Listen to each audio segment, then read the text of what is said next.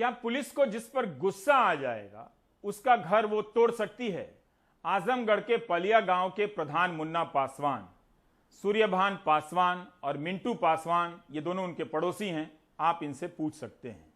Police का कहना है कि उसके साथ भी मारपीट हुई है, लेकिन अब कानून व्यवस्था को संभालने का ये कोई नया तरीका है या फिर पुरानी सामंती सोच को नए तरीके से लागू किया जा रहा है? अजय सिंह और रवि प्रकाश की ये रिपोर्ट देखिए।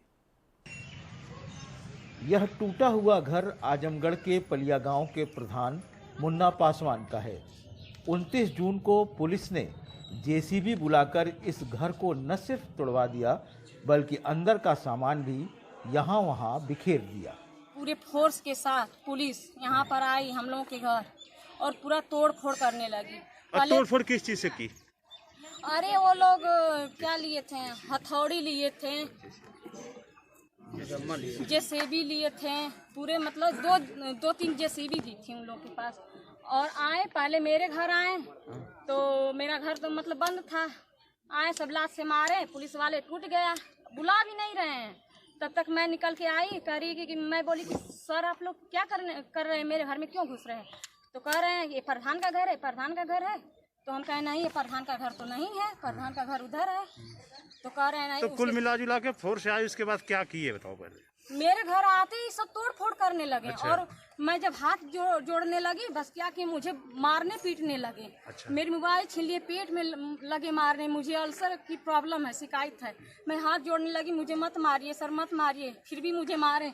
और मेरे देखिए जबरदस्ती करने की कोशिश की। लेडीज पुलिस मुझे हाथ नहीं लगाई है, लेकिन जेंट्स पुलिस लगाया हुआ।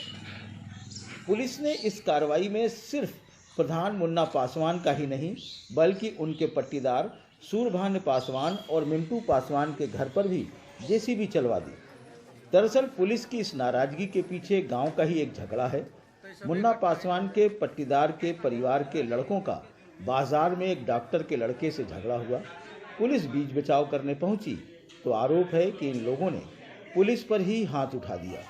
हमारे घटना यहाँ ये घटी कि हमारे भाई को ये सुनाई दिया कि हमारे भाई को कोई चाकू मार दिया। ठीक। यहाँ से सब गए तो वो बंगाली जो है वो मार के चाकू चला गया था। अच्छा। तो वहाँ पे गए तो घटना बहुत जैसे विवाद ज़्यादा बढ़ गई थी। तो पुलिस वाले आए फोर्स लेकर, तो वहाँ पर सब गए। तो पुलिस जब हमारी जो चाचा हैं प्रधान हैं, तो जब बचा के लिए आए सुलह करने के लिए कि सब सुलह हो जाए, तो वहाँ पे जो वहाँ के सीओ आए तो बात किए नहीं, बस वो क्या किए कि उनके कॉलर पकड़ लिए और तुरंत उनको मार दिया। जो वहाँ की जनता थी वो देखकर पुलिस वालों को मारने लगी। उधर दूसरा पक्ष डॉक्टर का बेटा झगड़े की वजह कुछ यूं बताता है। 2-3 लड़के थे और लड़की को छेड़ रहे थे, रास्ते जा रहे थे। हाँ, लड़की को छेड़ रहे थे, हम उसी को वीडियो रिकॉर्डिंग बनाए। हाँ, वीडियो रिकॉर्डिंग बनाए तो वो सब मुन्ना पासवान के घर के लड़के थे। तो हम वीडियो बना, हम बोले कि ऐसा क्यों कर रहे हो? हाँ, तो वो सब कुछ बोले नहीं, फिर घर पे चले गए। वो सब घर पे चले गए। फिर हम दुकान पे, मैं बैठा था, अपने डॉक्टर की दुकान था, मैं उसी पे बैठा था, बैठे रहे। फिर कुछ देर बाद वो सब मुन्ना पासवान और कई लड़के 10-15 लड़के मतलब ढेर संख्या में आए। तो मुझे दुकान में से तुरंत, मेरे मोबाइल चला रहा था, तो मेरा मोबाइल छीन लिए, छीन कर अब मुझे तुरंत मारने लगे। राड वोड से सब पीटे हैं, मारे हैं, फिर मार दे, मैं तुरंत बेहोश हो गया।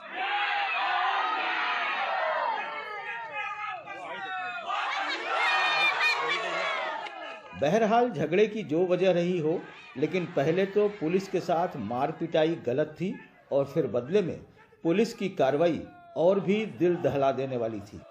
जैसे लग रहा था कि कई जिला के आ गया खाना। हम आपसे क्या हम बताएं सर कि जैसे लगे कि पूरा मेरे घर में मातम पड़ा है।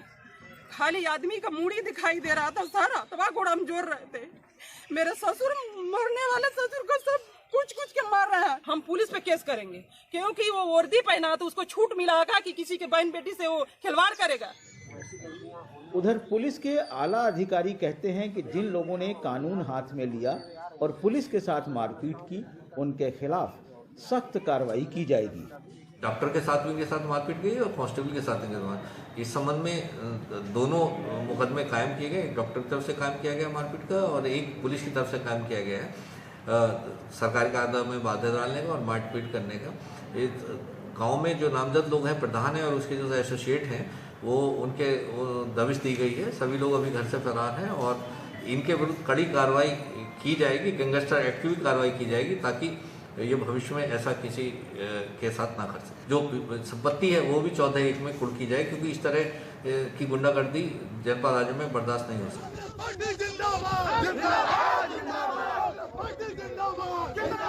इस बीच इस घटना को लेकर राजनीति तेज हो गई है।